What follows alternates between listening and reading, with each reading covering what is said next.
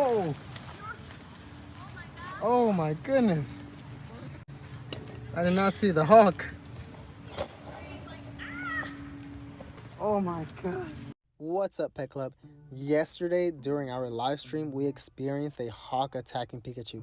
I was about 1 feet away feeding ducks when the attack happened. I felt the hawk's wings flapping mid-air behind my back and heard the cage move.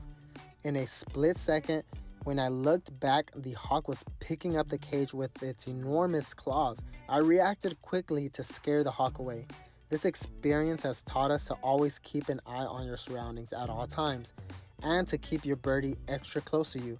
Hawks and other larger predators are not afraid to attack at any time. By the way, this was in US, Texas. Hi, Pikachu.